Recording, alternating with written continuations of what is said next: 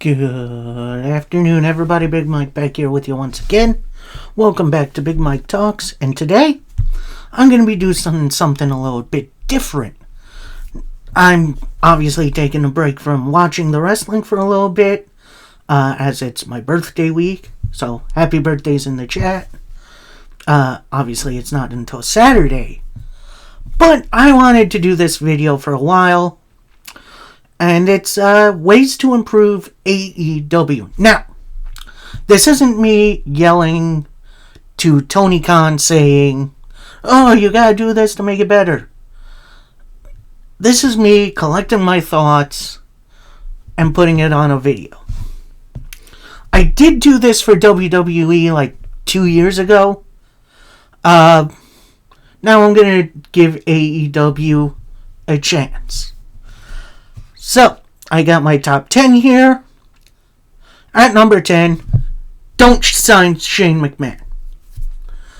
Now, obviously, there's the rumor out there Shane has been taking pictures at airports with Tony Khan, Mercedes Moné, and the Bucks a couple months in a row. So that indicates to me he's probably on his way. And I do understand the attraction. It was like Eric Bischoff coming to Raw for the first time in like 2002 after the WCW buyout.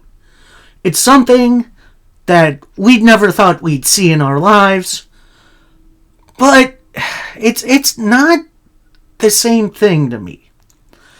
Like Shane, to me, he's clearly not a good wrestler.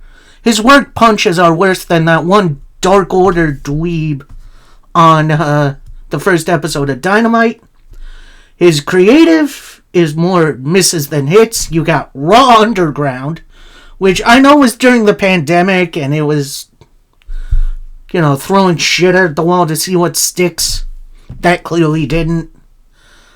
And then the Royal Rumble booking, almost Royal Rumble booking in like 2021, I want to say it was, where he tried to book himself as the Iron Man, in which... No. And then, of course, you have his outside of the wrestling jobs that didn't really work out for him. So, I'm going to say pass on Shane, because honestly, you're really just bringing him in for shock value and for a maybe one-night bump in the ratings. It's not a long-term solution to this short-term, this very long problem AEW has. Number 9, turn the freaking house lights on. And look, this I also understand too, with the whole attendance thing. It would be a little embarrassing turning on the lights and having the top rows taped off. But I want to see the fans that are there. I want to see them having the time of their lives, reacting to everything going on in front of them. And it's pretty depressing seeing just darkness in the arena. Number 8, focus on the next generation, which, to be fair, they've been pushing Garcia a lot. Darby Allin's up there. I'm sure once he comes back, Powerhouse Hobbs will have a role. But I do feel like there's a lot of people who could use a lot more of the spotlight. And while I do enjoy Tony Khan building a super roster, he should focus on what he has.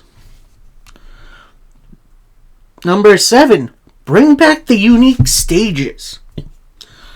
And honestly, this goes for WWE as well. I am sick of just LED screen.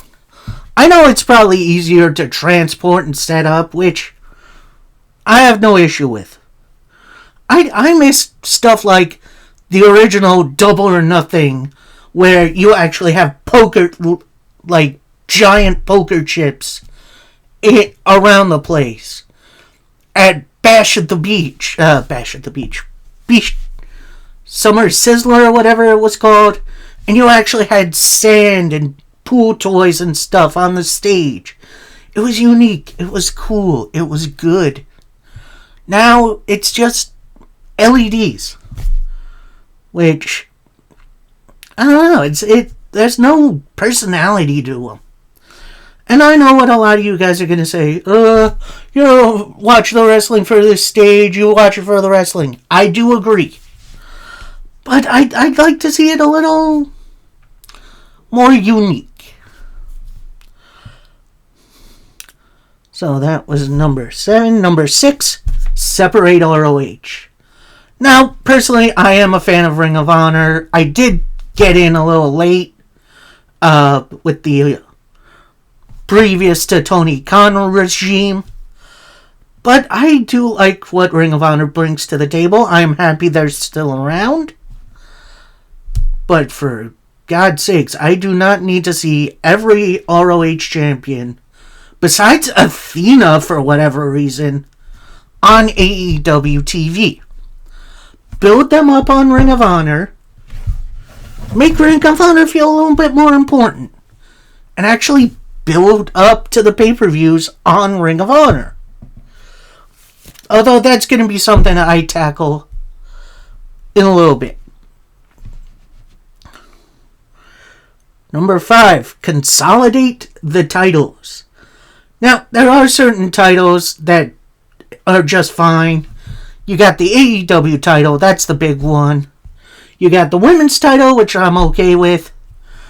TBS title is a little much, but I understand having a mid-card women's title. My issue is with the 3 mid-card titles that pretty much do the exact same thing, and the 2 sets of tag team titles. AEW's mid-card right now is the TNT title, aka the TV title, which was the original one, originally held by Cody Rhodes. The International / All-American / whatever the heck it was title currently held by Takeshita. Originally, it was defended in other countries, which was always cool. Showed up in Rev Pro. I think AAA had a match for a minute. But then it just kind of been, okay, we're going to take it back to Ring of Honor. Now, of course, on this Saturday, Takeshita is going to defend it in Canada, which is great. It's interesting. It's cool. It's what this title should be. And then you've got the Continental Crown, which they did build up beautifully in the tournament. But now it just kind of feels like every other title AEW has. So, I'm going to say either we get rid of 1 or 2 of these, because we don't need 4 different men's titles, singles titles, and maybe make one, like, television title that gets defended on TV each week, or however you want to do it. And then there's the tag division. AEW's tag division back in the day was stacked. I mean, you had Penta and Phoenix, you had FTR, the Bucks, Jungle Boy and Luchasaurus. Get well soon, Luchasaurus. I miss you, buddy. And everything was alright. Then you add in the trios titles, and that tag division kind of gets split and then mixed up, and you don't know who's in what division. While I do think a trios division could work, I think more focus needs to be on the tag division. So maybe it's time to scrap the trios belts, at least for now.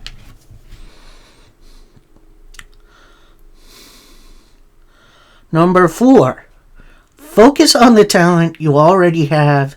You don't have to sign every ex-WWE guy. Look, I understand what Tony Khan is doing. He's trying to make the best roster possible for us, the fans. However, you only got a couple hours of show every week.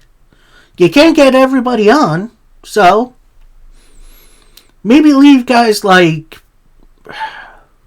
Who would be a good example? Leave Ryback out of this. Don't go after guys like... I don't know, Primo and Epico. Stuff like that isn't really necessary. AEW already has a freaking great roster. Focus on what we get. Number 3.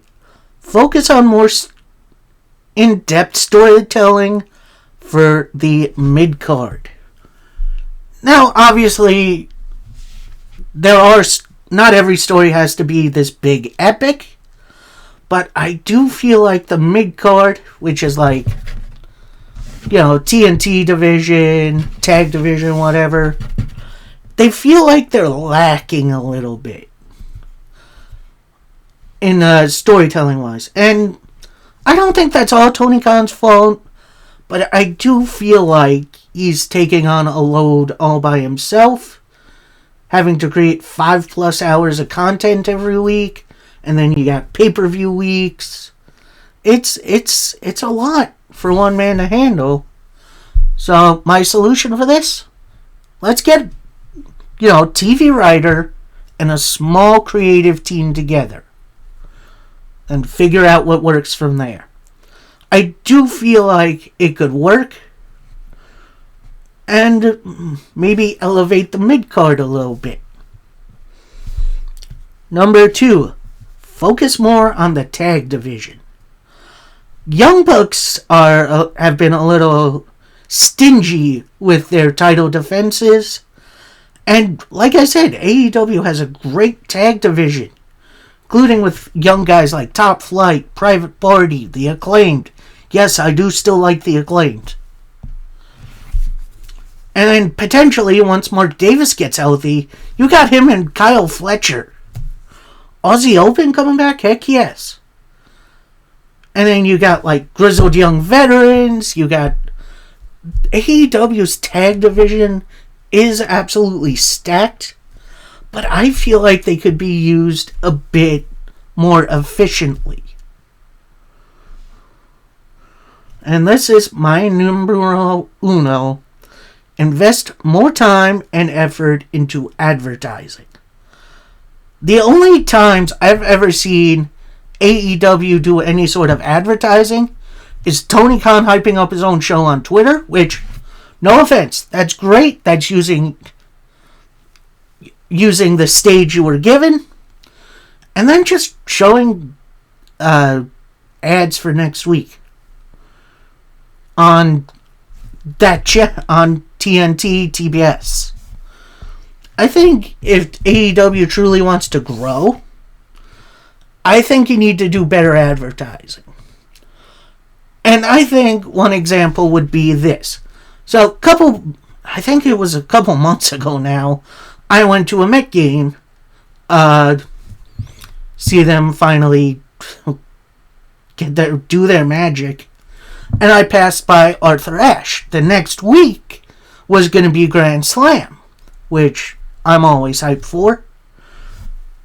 Not a single poster, nothing on the street lights, no advertising on it.